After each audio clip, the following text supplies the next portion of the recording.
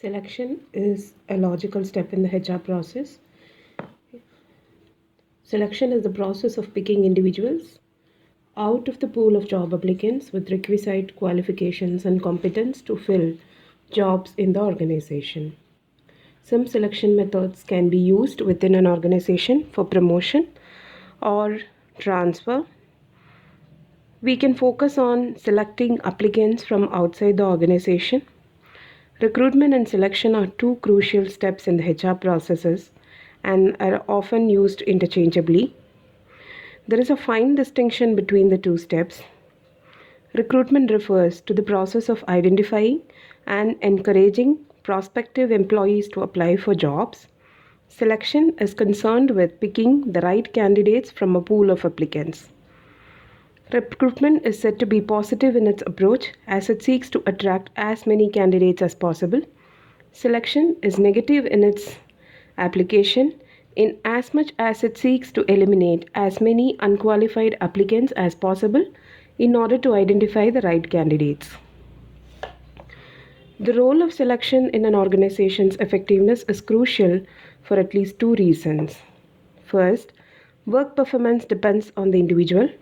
The best way to improve performance is to hire people who have the competence and willingness to work.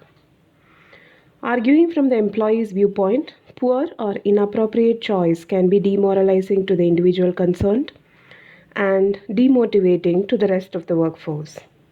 Effective selection assumes greater relevance. Second, cost incurred in recruiting and hiring personnel speaks volumes about the role of selection. Hence, is one instance to prove how expensive recruitment has become. The cost of searching for and training a top level executive may be enormous, and the consultants charge fee which are higher than like 40,000 to 1 lakh per session.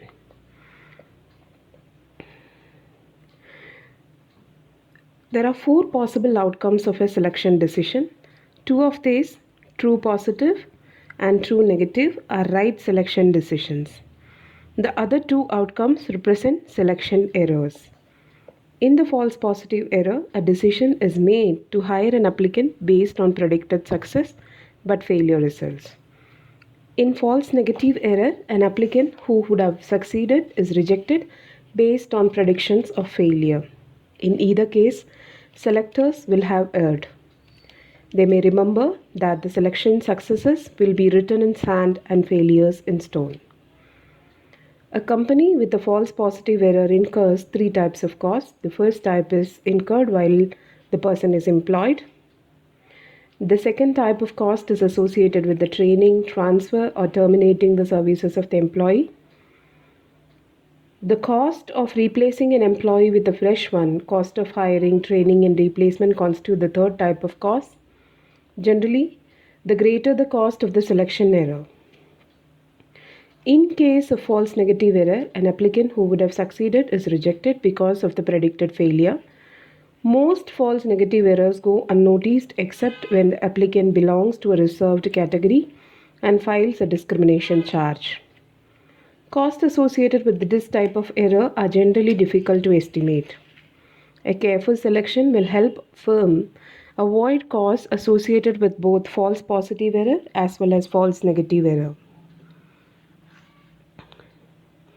The basic hiring process was performed in a rather unplanned manner in many firms. In some companies, each department screened and hired its own employees. Many managers insisted upon selecting their own people because they were sure no one else could choose employees for them as efficiently as they themselves could.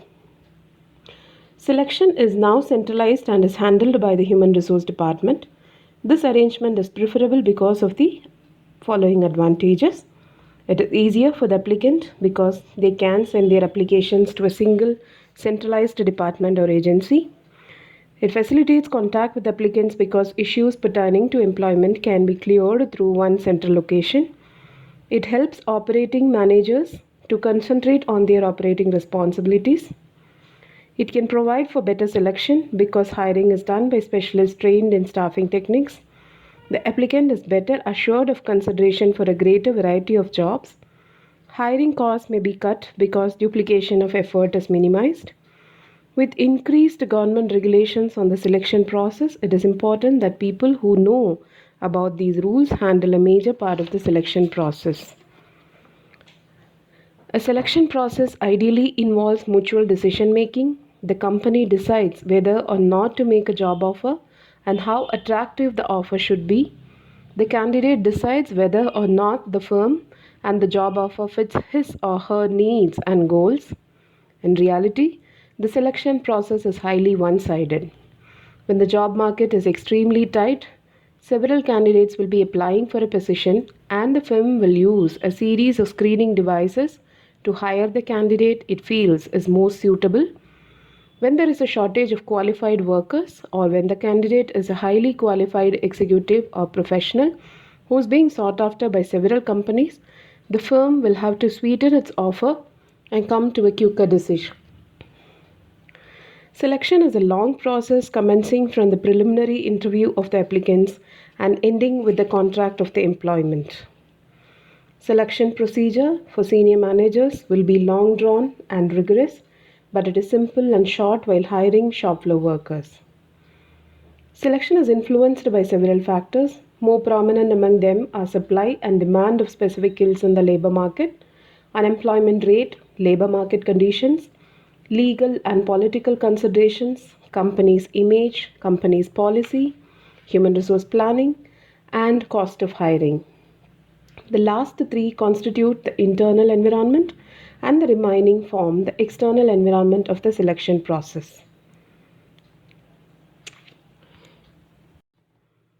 Preliminary interview helps reject misfits for the reasons which did not appear in the application forms.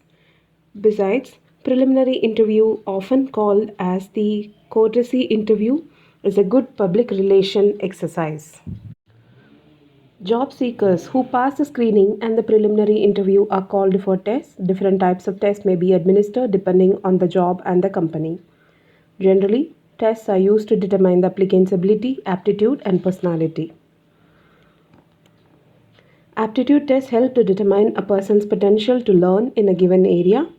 Preliminary tests are given to measure a prospective employee's motivation to function in a particular working environment. Interest tests are used to measure individuals' activity preferences. Graphology test is designed to analyze the handwriting of an individual.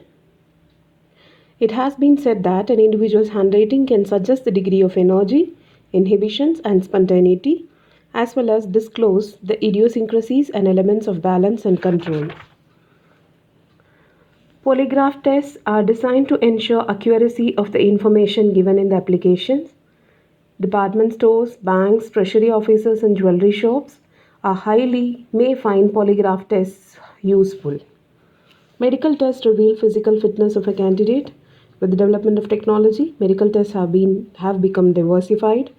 Drug tests help measure the person's presence of illegal or performance affecting drugs. Genetic screening identifies genetic predispositions to specific medical problems. Medical servicing helps measure and monitor a candidate's physical resilience upon exposure to hazardous chemicals. Each of these tests can be chosen based on the criteria of reliability, validity, objectivity, and standardization. The test results should serve as only one of several criteria in the selection decision. When two or more people can interpret the results of the same test and derive the same conclusions, the test is said to be objective. Otherwise, the test evaluator's subjective opinions may render the test useless. Subjectivity of this kind nullifies the purpose of objectivity and is a reason why some tests are not valid. A test that is standardized is administered under standard conditions to a large group of persons who are representatives of the individuals for whom it is intended. The purpose of standardization is to obtain norms or standards so that a specific test score can be meaningful when compared to other scores in the group. When a test is standardized, it is administered to a large number of people who are performing the similar task.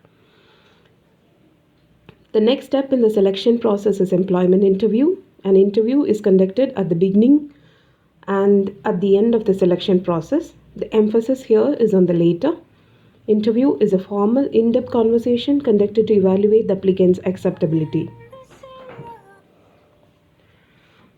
However, interviews do not have shortcomings. Absence of reliability is one limitation.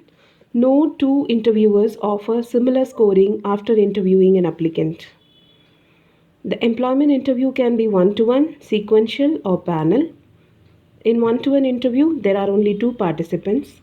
The sequential interview takes one to one a step further and involves a series of interviews, usually utilizing the strength and knowledge base of each interviewer, so that each interviewer can ask questions in relation to his or her subject area of each candidate as the candidate moves from room to room. The panel interview consists of two or more interviewers, and the figure may go up to as many as 15.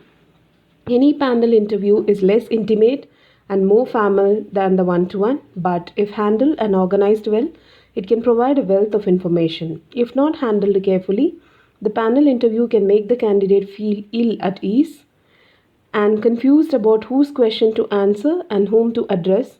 Interviewers themselves are likely to experience nightmare not knowing who will ask which question and in what order. Interview has at least three objectives: helps obtain additional information from the applicants, facilitates giving general information to the applicants such as company policies, job, products manufactured, and the like, helps build the company's image among the applicants. The interviews can be of different types. The usual types are structured, unstructured, mixed, behavioral, and stress producing. The structured interview, the interviewer uses a preset standardized questions which are put to all applicants, while in the unstructured interview, rarely questions are put by the interviewers. Interviewee does most of the talking.